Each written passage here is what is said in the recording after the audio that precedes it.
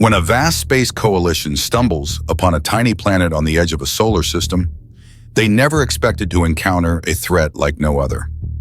A seemingly weak species, once thought incapable, soon proves to be far more dangerous than anticipated. And when powerful forces launch an attack, the outcome will shock everyone. Before continuing the story, tell me which city you're watching from. I want to know how far this video has come. Don't forget to like and subscribe to the channel so I can send you exciting stories like this every day. Except the humans. When our coalition's exploration drones found the Helios sector, we knew just from initial scans that there was nothing much of note there. Most of the planets there were completely devoid of life of any kind, just a handful of barren rocks and gas giants. The only planet that was interesting was the third planet, which scans showed to be filled with life. Over the next several days, our probe scouted the Earth. While it could not see much through the immense amount of space debris that littered the planet, apparently from failed launches into space, it got some intel on what was on the surface. There was a diversity of flora and fauna, an abundance of liquid water that shockingly was littered with specks of stagnant islands of debris, and a sapient species known as humans that seemed to be the cause of the somewhat common structures in the aforementioned space debris. Scans showed there to be just about 9 billion members of this race. The probe continued onwards after a couple weeks of scanning the surface. Its primary mission was to explore a newly discovered system that seemed to be rich in resources, and it wouldn't stop for some out-of-the-way planet on the edge of nowhere. Sure, the humans had realized that they could go to space, but by the amount of debris hovering around their planet, all of their attempts had basically failed. It seemed to most scientists that the humans would need another 600 years before they made ships capable of leaving the Earth, and even more to discover FTL travel on their own. We had never seen such a pitifully slow race before. Most species that tried to get to space would immediately make it their main goal to break the confines of their home planet. Except, well, the humans. Sometime later, a conflict broke between two member races of the coalition, the powerful warlike Voltar and the somewhat newer and much more docile Viric. Everyone knew that Viric were the victims in this war, but knew that they would face the wrath of the Voltar's powerful military if they interceded. So the Voltar ships easily glassed and sterilized one world, captured their other planet without so much as a sweat, and used their influence in the Senate to convince their allies and some swing races to kick the Viric out of the coalition. Nobody tried to defend the Viric. They were a fledgling member race, with no representatives in the government, with few outstanding qualities to speak of. Only 10 billion members, a nearly non-existent military, which may have been part of the reason why the Voltar invaded, and only a handful of FTL-capable ships. They were almost as pitiful as the humans, as one senator noted, and it might be best to send them to the Helios sector and test the humans. It would be a waste of resources, after all, to send an actually important race in a new fleet to greet the humans. Why not use the Viric? So the 52 large Viric colony ships and numerous smaller civilian freighters and transports, all carrying their share of the 7 billion who survived the war and weren't enslaved by the Voltar, jumped on their own to the Helios sector, with no support and no turning back. Their ships were packed to the seams with refugees, people with no home to go back to. Nobody would be happy to greet them in the state that they were in, except apparently the humans. Several weeks went by before our second probe reached the Helios sector, purpose-built to study how the human and Viric races interacted. By the time it arrived, it brought back news of what happened. The human governments of Earth, and yes, there were many of them, had accepted the Viric into their society. Their planet was teeming with construction, and about half of the ships that arrived at their destination were still orbiting space. Most of the space debris, curiously, was cleared out. It would be a while until they were fully adapted, though. Nobody could handle so many refugees at once, except, as we found out, the humans. As the few researchers tasked with watching the drone footage saw, the residents of Earth adapted extraordinarily quickly to their new situation. They built new structures at blistering speed, utilizing massive machines that simply printed entire cities in just a few weeks. Viric freighters that once shipped cargo now moved in the asteroid belt, mining materials to build new structures and, most surprisingly, new ships. The humans had apparently learned to reverse engineer virtually every technology that Varek had to offer, from particle shields to FTL drives. Vehicles that once were wheeled or tracked were converted to hold anti-gravity nodes. New, unique ships, supposedly of human design, were built, and to our shock, they proved even faster than the Virek ships to precede them. Never had we seen such industriousness before.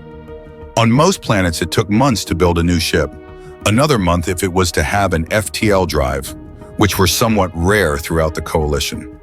Most Coalition ships relied on sunlight engines as FTL drives were too complicated to mass produce and too expensive to make standard issue. Only wealthy inter-system traders or large military carriers or battleships had them, while most other smaller ships, like cruisers and frigates, didn't have them at all. And on this previously ignored planet, new ships would be built and launched in a week. While some would hover around Earth or the local moon, most would immediately make use of their FTL drives and punch a hole in time-space, traveling to who knows where. By now, our leaders were growing both curious and anxious at this new threat to their way of life. Voltar generals were vocal about seizing whatever made the humans so efficient, and our Senate capitulated and allowed the Voltar to assemble a strike force to take back what they believed was rightfully theirs. 100 massive ships, including carriers, destroyers, battleships, frigates, and even a planet-killing dreadnought, all packed with enough firepower to simply subjugate another member race if they wanted. Thousands of small fighters, hundreds of troop transports, and landing craft for the eventual takeover of planet Earth. A single planet against the might of a full Voltar fleet was a pushover, no matter how prepared you were.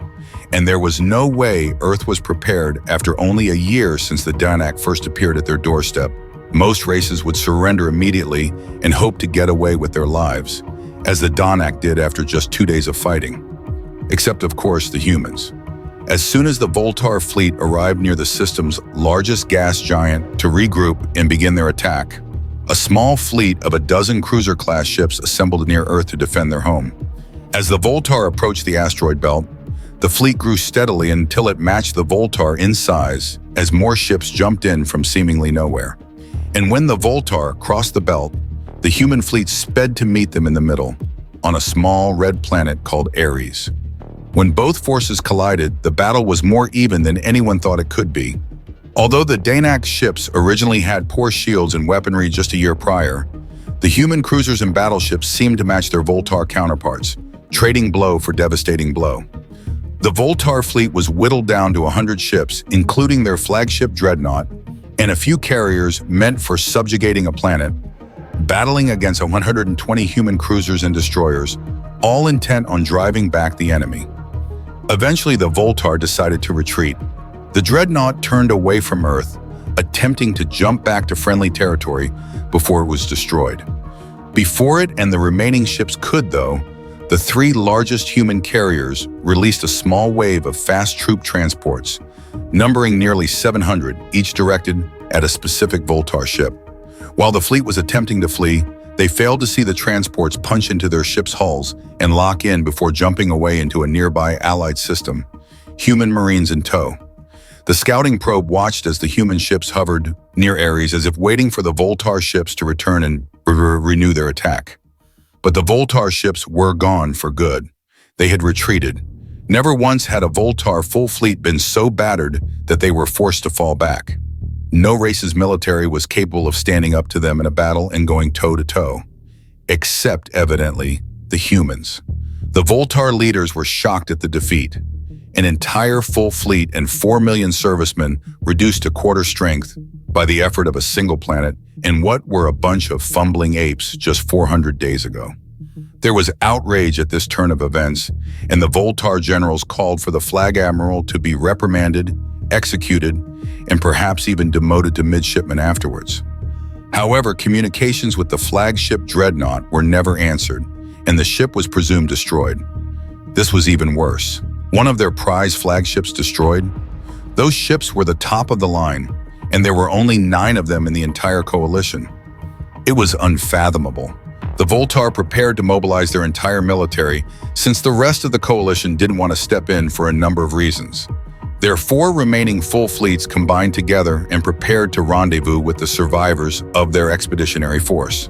On arrival, the fleet admirals were in for a pleasant surprise. Their prized dreadnought was not, in fact, destroyed. It hovered in place, surrounded by its supporting carriers and battleships, all 4 massive planet-killing cannons. Charged and ready? This too came as a surprise to the fleet admirals. It was standard protocol to never keep dreadnought cannons charged unless you were ready to fire. Otherwise, your ship's power would be drained, your shields would falter, and your cooling systems would eventually fail to do their job.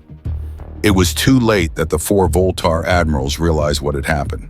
By the time the call went out to engage evasive maneuvers, to divert all power to shields, to charge their own cannons, or to abandon ship entirely, as all 4 flagships had, in the chaos, forgotten to communicate with one another, the dreadnought facing them had fired its cannons with perfect accuracy. Each huge blast of energy, with the power of 1,000 nuclear warheads behind it, hit its target head-on. The force of the explosion wasn't enough to completely destroy the dreadnoughts, but it eliminated their shields, knocked out their main and backup reactors, and obliterated most of their support ships in the direct vicinity. As the 4 flagships went dark, all systems offline, the admirals watched through the glass windows of their bridges as the 60 human ships their colleague had faced in battle jumped in, turned towards the dreadnoughts, and launched waves of strike craft. 4 days later, the Voltar signed a treaty of unconditional surrender to the newly formed Humanist Coalition. It surrendered all of their slaves, surrendered their technology, and stated that they no longer owned the 5 dreadnoughts that the joint human Danyuk military now occupied, hovering ominously over the Voltar homeworld's capital. Never had anyone stood up to the most powerful force in the galaxy and turned its own weapons against it. Not once had the Voltar suffered a defeat so crushing, a defeat that would never again allow them to be as mighty as they once were. It seemed that nothing would ever be as powerful as they once were, except, well, the humans. And so the gripping and unexpected tale of humanity's dramatic rise in the universe comes to a close. Those who once saw humans as weak and easily defeated are now forced to reconsider the latent power they possess. This wasn't just a victory in battle, but a symbol of a new era, one where humanity rises to shape the destiny of the cosmos. This story serves as a powerful reminder of the strength that lies in perseverance and creativity, where humanity never gives up and always finds a way to overcome challenges. Perhaps we are standing on the brink of a monumental shift in history, where the impossible becomes reality. If you found this story intriguing and want to explore more exciting, thrilling tales, don't forget to subscribe to our channel. Hit the subscribe button and turn on the notification bell so you never miss a new video. Thank you for watching, and we look forward to bringing you more captivating, action-packed, and surprising content in our upcoming videos.